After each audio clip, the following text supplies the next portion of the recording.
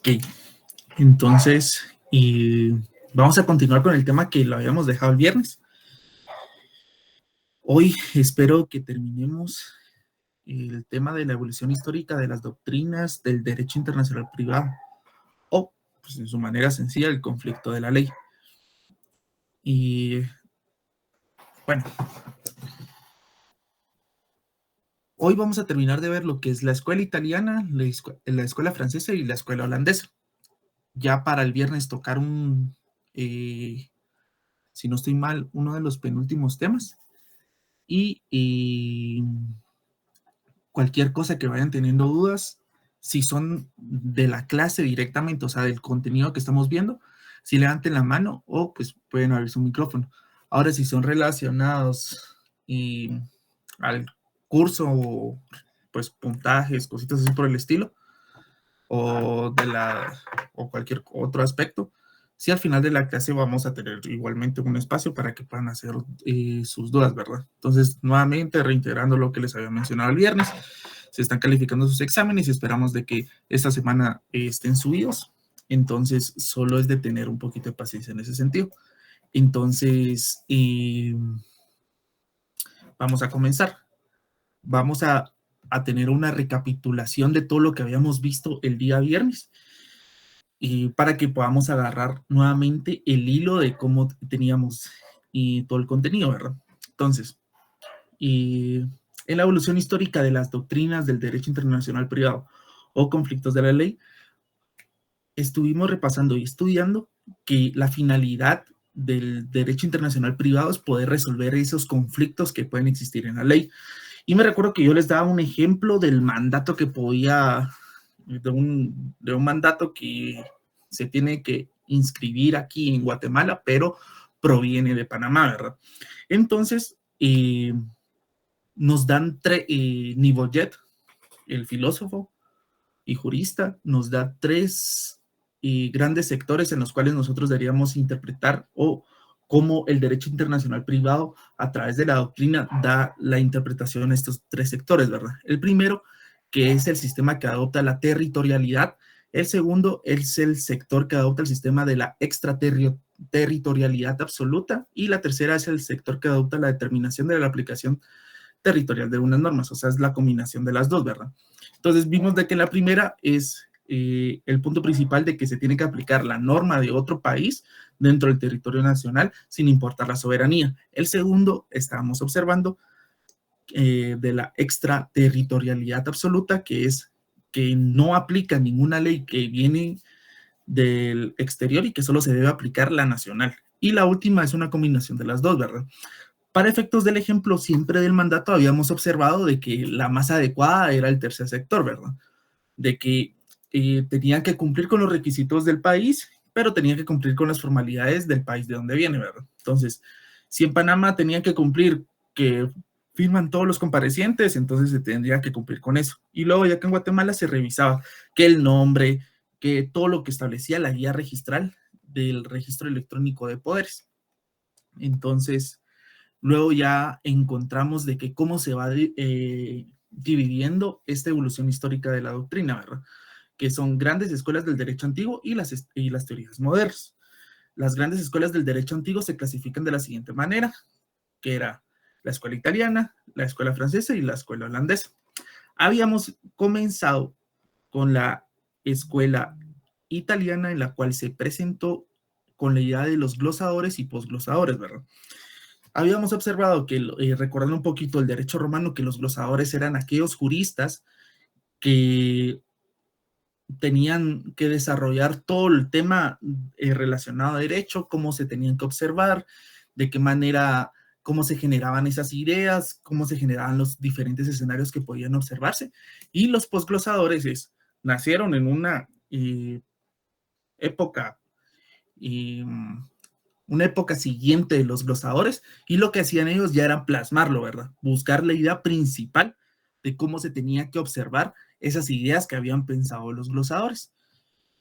Y con eso ya habíamos encontrado la teoría de los estatutos, que como estábamos observando era de que dentro de Italia, como grandes ciudades, como Milán, Génova, Florencia, Venecia, habían crecido tanto comercialmente y habíamos tenido esa pequeña discusión sobre la idea de que si se podían existir dos ordenamientos jurídicos dentro del mismo territorio. Y, pues bueno, la finalidad también de su clase de lógica jurídica y era también, pues, tener una tesis, antetesis y una síntesis de esta idea es que nosotros podamos entender una discusión o cuando nosotros preguntamos puntos de vista, la idea es de que crezca el conocimiento, ¿verdad? Eso es como algo extra, para que podamos entender cuando yo les pregunto, si podamos llegar al punto de decir nuestros puntos para que puedan tener diferentes ideas sobre un tema y con eso pues llegamos a una conclusión. La pregunta del viernes era si ustedes creían de que efectivamente existían diferentes ordenamientos jurídicos en Guatemala o si solo era uno, ¿verdad? La mayoría, o bueno, los que habían contestado habían dicho de que solo existía un ordenamiento jurídico. Y sí, efectivamente. Entonces ahí va nuestra tesis, ¿verdad? Esa va a ser nuestra idea principal, de que la pregunta es, ¿existen varios ordenamientos jurídicos? Y la primera tesis, o sea, nuestra idea principal va a ser, no, solo existe una sola ley. Nuestra antítesis va a ser, sí, solo existe una sola ley, pero se puede ir dividiendo en categorías, ¿verdad? Como lo habíamos estado platicando, que puede estar el derecho mercantil, el derecho notarial, el derecho penal. Entonces, esa sería nuestra antítesis. Y nuestra síntesis, o sea, la conclusión, sería de que sí, solo existe un ordenamiento jurídico, pero ese mismo se va dividiendo en categorías. Entonces, podría llegar a interpretar de que existen dos ordenamientos jurídicos, pero no es así porque solo se divide en categorías. Esa es la idea de un debate, esa es la idea de encontrar puntos contrapuestos sobre un tema, ¿verdad? De que exista una tesis y una antítesis para que pueda haber una síntesis. ¿Por qué hago énfasis en esto? ¿O es un tema que les pueda servir tanto para su vida profesional? Porque un abogado, un jurista o un profesional del derecho no busca tener la razón en los temas, ¿verdad? Sino nuestra función, como ya habíamos estudiado en lógica jurídica en su tercer año, era siempre buscar el conocimiento. Esa es la finalidad siempre de los juristas, ¿verdad? O sea, que a través del debate se pueda llegar a una conclusión y crezca el conocimiento pueda tener abundancia de puntos y con eso se puedan tener diferentes perspectivas y así tener más fundamento, más base, más idea de lo que uno quiere interpretar. Entonces, la idea de un debate, la idea de platicar, la idea de que nosotros podamos observar diferentes puntos contrapuestos es que crezca el conocimiento. Entonces, tanto cuando, por eso existe la jurisprudencia, porque son puntos contrapuestos de que llevan dos partes para poder determinar quién quiere probar algo en el derecho, y los jueces solo interpretan eso y ahí es donde crece el conocimiento, ¿verdad? Porque viene la parte demandante y demandada, ¿verdad? La parte demandante propone un punto. Entonces, este punto es que yo quiero que me paguen mi casa, ¿verdad? Que no me, o sea, que por darles un ejemplo burdo, es de que no le pagaron su casa y que le estafaron. Y el punto B, la parte demandada o denunciada, puede decir, no, ¿saben qué? Eso no fue una estafa, yo sí pagué con esto. Entonces ahí viene el juez y el juez, a través de ese debate, tiene su síntesis y ahí es donde crece el conocimiento, ahí es donde encontramos nosotros como abogados, como juristas, como estudiantes del derecho, pues esa finalidad. Entonces, volviendo a la idea principal, solo haciendo ese pequeño paréntesis, ahí es donde nace la teoría de los estatutos, que es donde tenemos la idea de decir, ok, existe solo toda una ley para todos los italianos, pero por las necesidades de Génova, de Milán, de Florencia, de Venecia, no pueden ser las mismas que de una Roma, de una Moderna, de una de Nápoles, porque crecieron exponencialmente en su comercio, ¿verdad? Entonces, tienen otras necesidades. Ahí es donde nace la teoría de los estatutos. Y dentro de la teoría de los estatutos vamos a encontrar dos grandes juristas. La primera va a ser Bartolo de Saxoferrato y Charles Dumolin. Bartolo de Saxoferrato, él empieza a generar ciertas ideas relacionadas a los estatutos para que me puedan captar la idea siempre, que es, los glosadores habían generado ciertas ideas de las figuras jurídicas. Los posglosadores permitieron de que se pudieran interpretar de mejor manera esas figuras jurídicas. Entonces ya viene Bartolo de Saxoferrato y dijo, bueno, o sea, si ya venía esta idea y ya la plasmaron de esta forma, para mí, ¿cómo se puede resolver este conflicto de la ley cuando se trata de estatutos y de la ley general italiana, ¿verdad? Entonces, ¿cuál se debe aplicar? Él da una idea de cómo se deberían de dividir los mismos, dependiendo si son contratos, delitos, testamentos o cualquier otra materia que no sean estos tres. Entonces, de ahí ya nos damos cuenta de que es algo que se utiliza hoy en día, ¿verdad? De que dependiendo de qué se haya plasmado en un contrato, en el relacionado al derecho penal con los delitos, los testamentos, o por darles un ejemplo, algo relacionado al derecho de trabajo, es toda esa materia distinta a estas tres, ¿verdad? Entonces, ¿qué es lo que él establecía? De que bajo esos criterios así se debería aplicar los estatutos. Los contratos se deben de aplicar dependiendo de qué se haya plasmado en la voluntad de las partes. Hoy en día encontramos esta idea plasmada en los contratos que nosotros podemos fraccionar como notarios dentro de Guatemala, que va a ser que se aplique la ley dependiendo de qué establezca el contrato. Entonces, en la mayoría de los contratos de arrendamiento, contratos de compra-venta, contratos que sean parte del derecho mercantil o que no se encuentren dentro de la ley mercantil, está que renuncien al fuero de su domicilio, ¿verdad? Esa cláusula que se puede utilizar en la mayoría de los contratos es de que, ¿qué quiere decir eso? O sea, aquí es donde encontramos la razón de ser de esa cláusula, que establece de que no, que los dos van a establecer en su mayoría siempre es la ciudad capital, que se va a llevar, que se renuncian al fuero de su domicilio, que si uno vive en Petén y el otro vive en Escuintla, van a renunciar al fuero de su domicilio, o sea, van a renunciar a poder reclamar ese contrato en el lugar donde ellos se encuentren y lo van a establecer en la ciudad de Guatemala. Entonces ahí encontramos la primera idea que había establecido Saxoferrato, que era que se aplique según el contrato. Según el delito, tenemos la idea principal de que donde se haya cometido el delito, ahí es donde se tiene que ser juzgado, ¿verdad? Ahí es donde tiene que ser investigado. Entonces ahí encontramos otro punto, ¿verdad? O sea, ya establecido de los contratos, ¿verdad? Ya encontramos de que, bueno, si las partes lo pactan, ¿dónde se va a reclamar esos derechos o dónde se tiene que celebrar el contrato o cómo se tienen que cumplir las mismas? Ahí es donde se establecen los contratos. El de los delitos es dónde se vaya a cometer el delito. ¿Dónde se cometió el delito? Bueno, se cometió en Génova, tiene que ser juzgado bajo las leyes de Génova, bajo los estatutos de Génova, porque sí se da mucho esta idea, como sucede en Estados Unidos, por darle un ejemplo, es de que dependiendo del estado, va dependiendo de los años de pena, de si el tipo de pena que debe cumplir.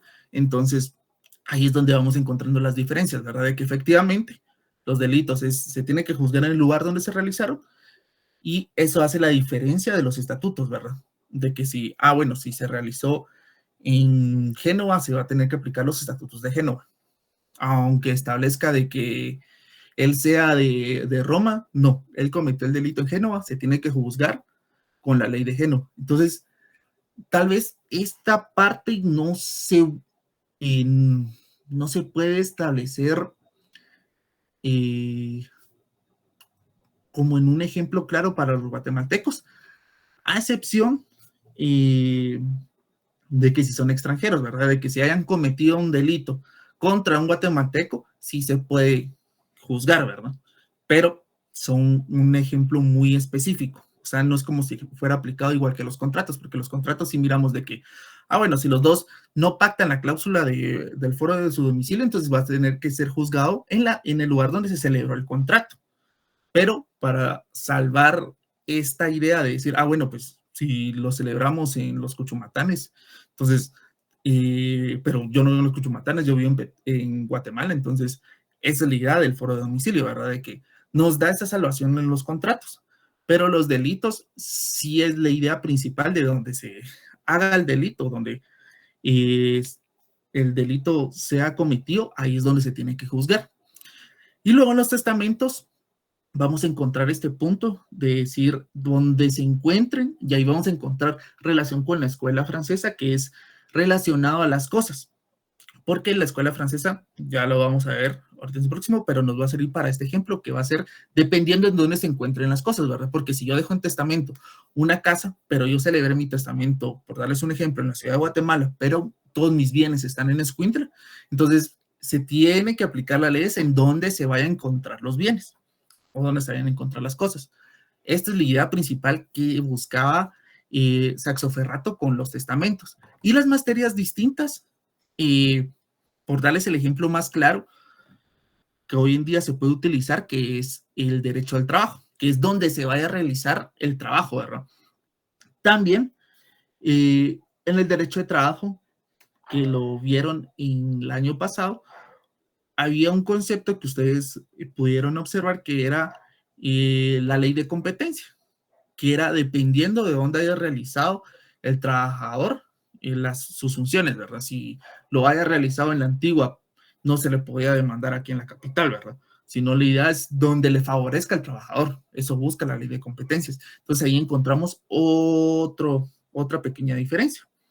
Entonces, Saxoferrato nos da estas ideas principales, que es, ok, para que no haya existido conflicto con la ley, o sea, que exista un problema con los estatutos, con la ley italiana, lo vamos a dividir en 4. Contratos, delitos, testamentos y materias distintas a estas 3 figuras. Dando el ejemplo, pues derecho al trabajo. Ya vimos cómo se debería interpretar tanto los contratos como los delitos y como toda la materia que debe ser, que no es cualquiera de estas 3. Pero también nos establece cómo se debería a cabo el proceso. Que si debe ser por la Lex Fori, que si existe un conflicto de territorial de las leyes, bajo esa expresión, los actos se deben juzgar donde se hagan los actos.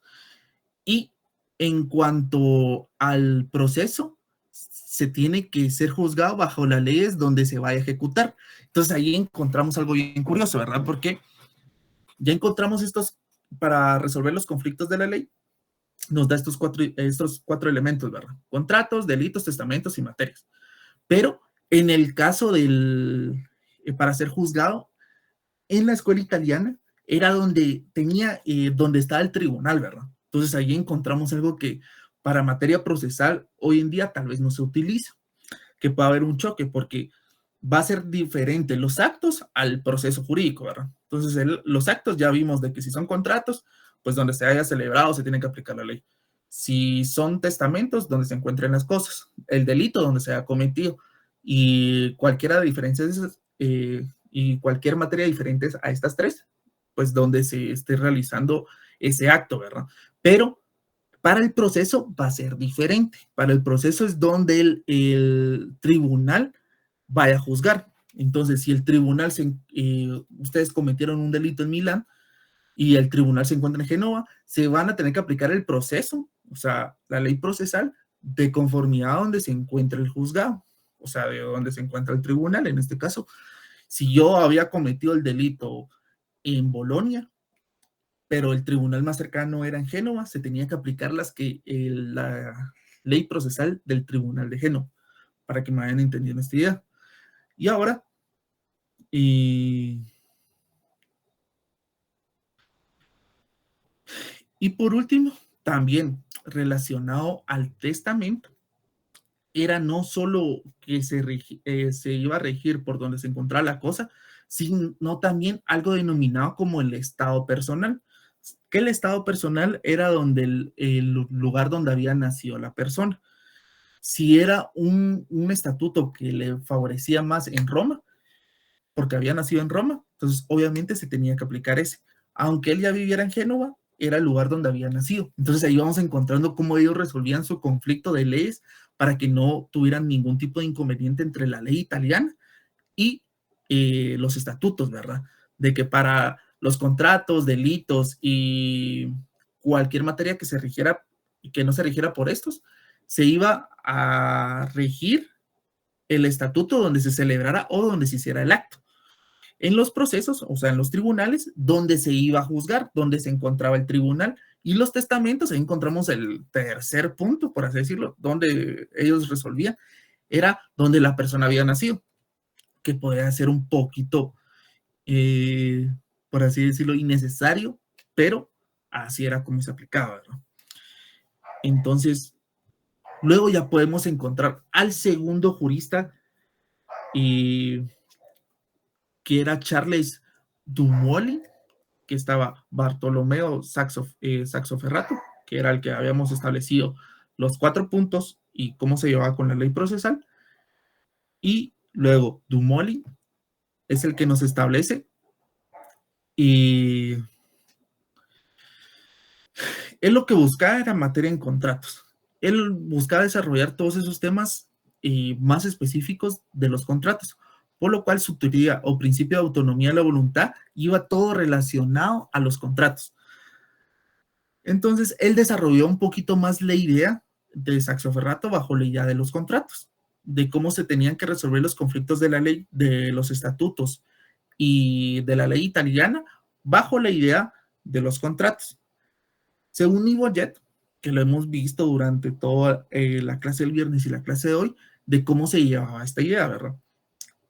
Para Dumoli, lo más importante era la autonomía de la voluntad. ¿Qué quería decir esto?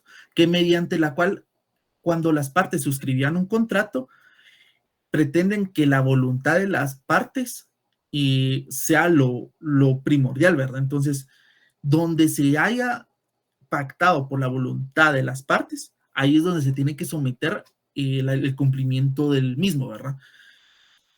Y por esta misma razón hizo la distinción entre los estatutos a que se refieren la forma de los actos y las sentencias, el cual hace referencia de que el fondo, que el acto siempre se debe tomar relacionado a la autonomía, y que las sentencias siempre tienen que ver con el territorio. Entonces ahí vamos encontrando ya la idea que se utiliza hoy en día sobre la ley de competencias, ¿verdad?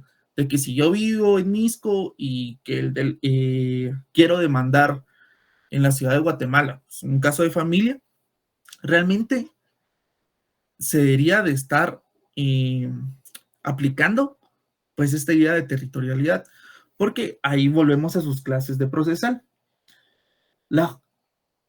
¿Cuáles son, qué es jurisdicción y qué es competencia? Para que vayamos entendiendo esta idea de Dumoli. A ver.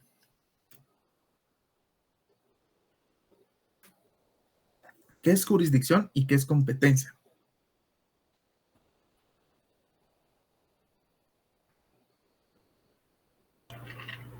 Jurisdicción es la facultad que tienen los órganos de administrar justicia. Y competencia son las diferentes ramas de, digamos, penal, civil. Eso es lo que tengo entendido. Sí, ahí vamos con la idea. Efectivamente, jurisdicción es la facultad o la capacidad de poder administrar justicia. Y competencia, abundemos un poquito más en este concepto. Sí, competencia es el límite de la jurisdicción. Podemos interpretarlo de, aparte del límite, cómo se debe aplicar la jurisdicción. Porque ahí vamos a la idea. ¿Cómo se divide o cómo se clasifica la competencia aquí en Guatemala?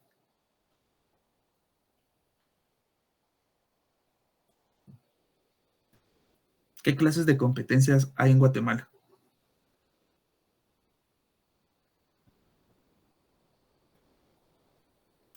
Por territorio, por cuantía, exacto, por materia. Sí, por territorio, por cuantía, por materia. ¿Falta alguna ahí?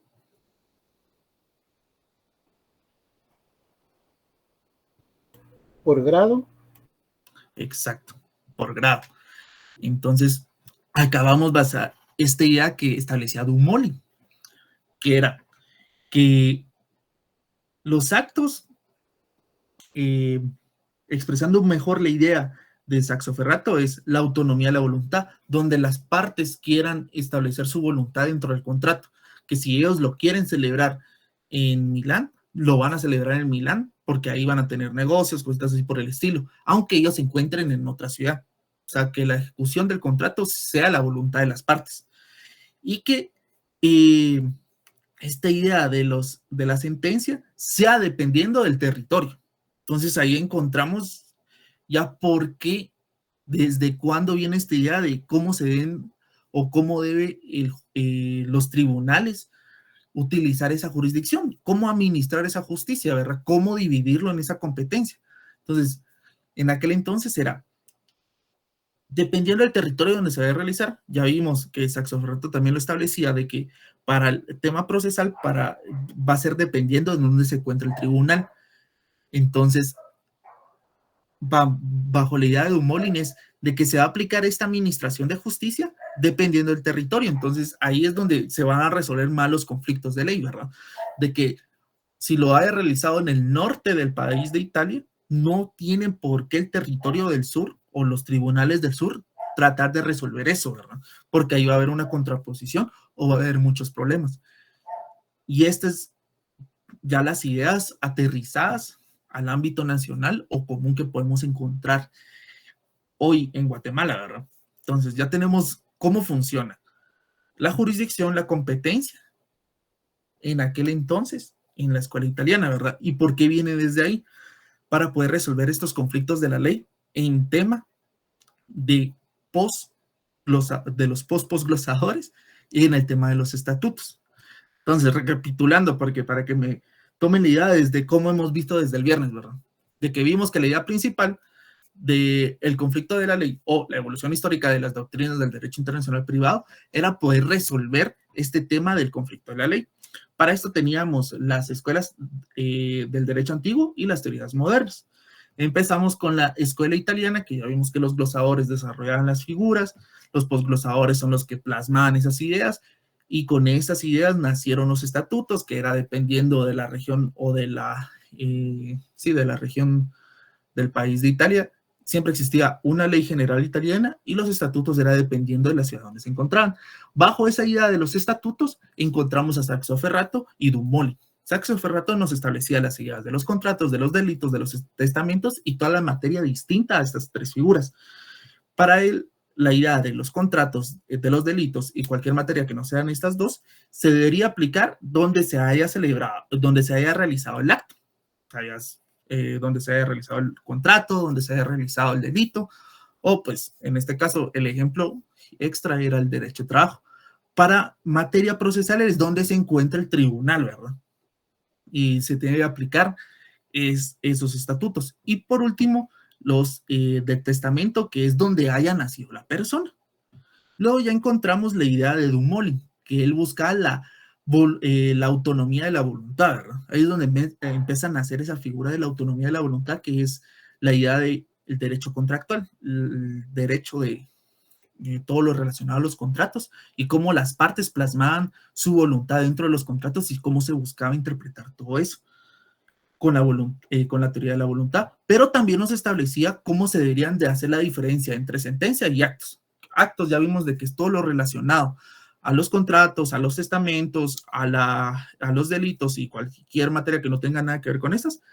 Y las sentencias es ya la idea de competencia, ¿verdad? La competencia según territorio, que puedan administrar justicia, la jurisdicción, pero que se aplique por territorio. Entonces ya encontramos la primera limitación a esta idea, ¿verdad?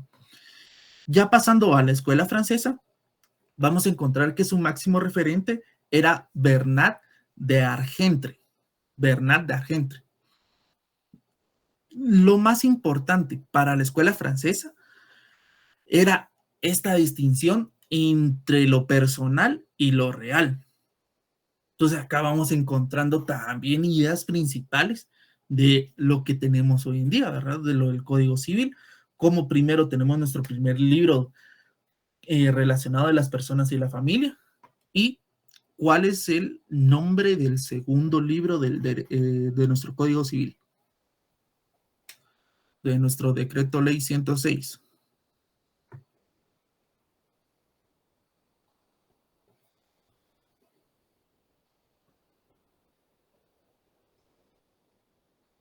¿Cuál es el nombre de nuestro libro segundo del decreto ley 106?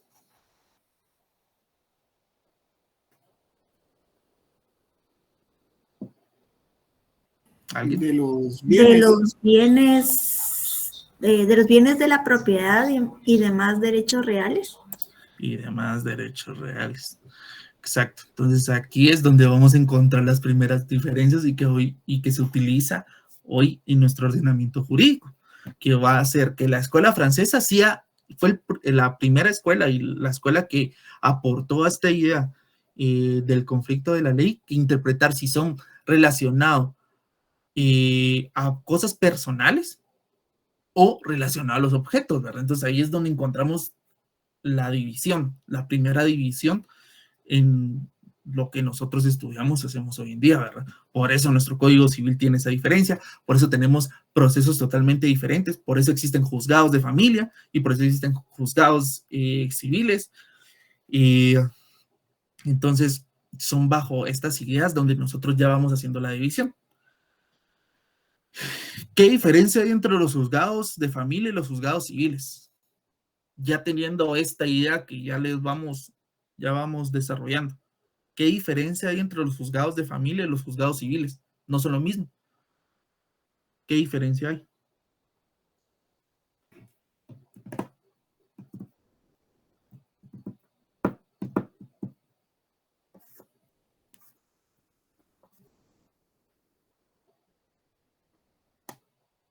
La competencia. ¿Por qué la competencia?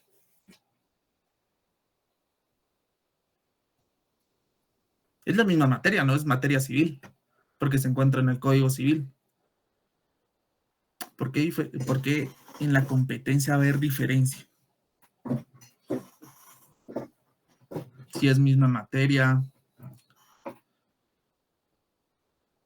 hay en el mismo territorio, hay juzgados de paz civiles, de familia, un área específica. Tomemos esta idea nuevamente. Esta idea son de personas y son de cosas, ¿verdad? Entonces, si son relacionados a personas, encontramos los juzgados de familia. Si son relacionados a cosas, lo vamos a encontrar los juzgados civiles. Los juzgados civiles de primera instancia que están en zona 9 y los juzgados de familia que se encuentran en zona 1, ¿verdad? O sea, por darles un ejemplo, dentro de la capital, que ahí es donde encontramos, bajo esta idea que estamos viendo, cuál va a ser una diferencia principal entre los juzgados de familia y los juzgados civiles. Que sí, efectivamente tienen la misma materia, es materia civil, pero uno mira personas y el otro mira cosas. Entonces, bajo esta idea, también la escuela francesa nos da que analizar bajo esta idea de los estatutos. Entonces, se negaron a ver esta idea de los estatutos mixtos, ¿verdad? Sino de que las leyes extranjeras tienen una aplicación obligatoria en materia de estatutos personal, pero no constituye una obligación en materia de cosas, ¿verdad? Entonces ahí encontramos nuevamente nuevos conceptos como los derechos humanos. El Pacto de San José, ¿verdad? Sí, Lenny Araceli. Un ejemplo de donde se juzguen cosas. Los juzgados civiles, una deuda. Pero no, pero ¿qué cosas? Una deuda. Una deuda.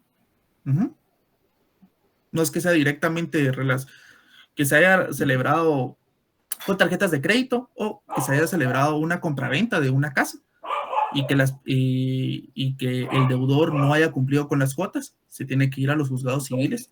Es una cosa, ¿verdad? Pero siempre hay personas involucradas, ¿no? Sí, pero no tienen que ver en relación con otras personas, porque en los juzgados de familia, miremos, divorcios, también tenemos que de alimentos, también reconocimiento de paternidad, que también tenemos, sí,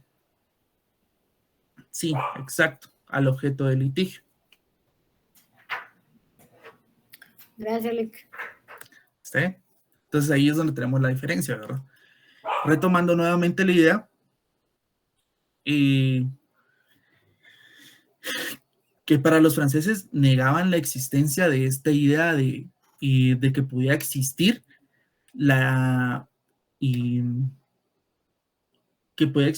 esta idea mixta de la territorialidad en materia de objetos, pero sí en lo personal, ¿verdad? Porque en lo personal vamos a encontrar en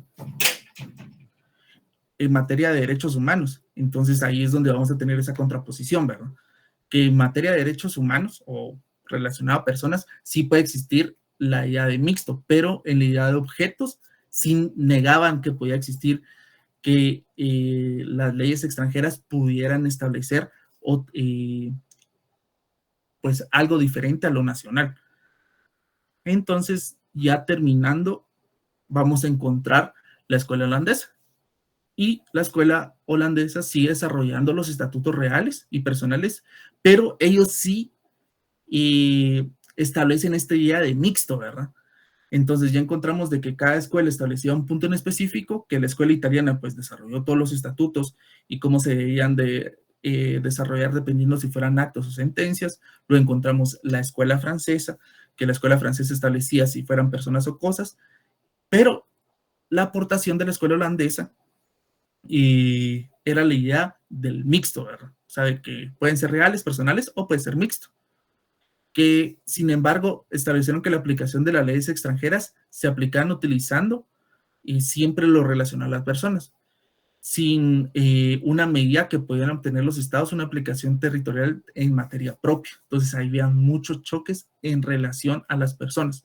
Entonces, retomando nuevamente las ideas de la evolución histórica del derecho internacional privado, vamos a encontrar de que era para resolver los conflictos de la ley, que teníamos los tres grandes sectores.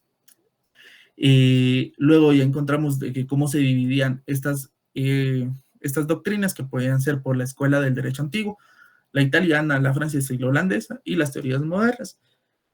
Primero encontramos la italiana, que eran los glosadores, posglosadores, y de ellos nacían los estatutos. Ya vimos que en los estatutos nacieron los dos juristas que desarrollaron más esta parte fue Saxo Ferrato y Dumoulin. Saxo Ferrato estableciendo la idea de los contratos, delitos, testamentos y toda la materia distinta a esas tres figuras, y Dumoulin establecía más lo de la voluntad y cómo se debía llevar a cabo esta idea de la competencia por territorialidad.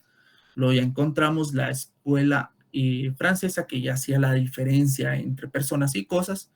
Luego ya encontramos por último la escuela holandesa, que ellos establecían esa idea de mixto, de cómo se debían de resolver ciertos conflictos, de que sería tomar tanto la ley nacional como la internacional. Entonces, no sé si tienen alguna duda por el momento.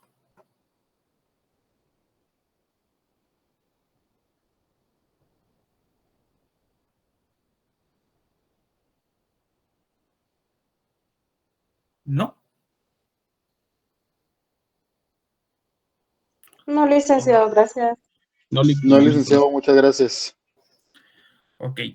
Entonces, retomando nuevamente las ideas del principio de la clase, el viernes vamos a terminar a ver lo de las teorías modernas para terminar esta evolución histórica, y ya vamos a poder entrar a ver un nuevo tema. Yo espero de que podamos terminar las teorías modernas y haber agotado este tema. Si tienen dudas, comentarios, y nos lo pueden llegar ya sea a través de WhatsApp o de correo. Y si tienen alguna duda relacionada a la clase, me pueden escribir a mí o a la licenciada, y ahí estamos a la orden. Entonces, les deseo una feliz noche y suerte en su próxima clase. Licenciado, Buenas noches. Gracias, licenciado. Feliz noche. 15 de septiembre. Ah, cierto, es 15 de septiembre. Sí, va a haber descanso. Sí, entonces sí no habría clases. No tengan pena. Nos vemos. Gracias, licenciado. Buenas noches. Feliz noche.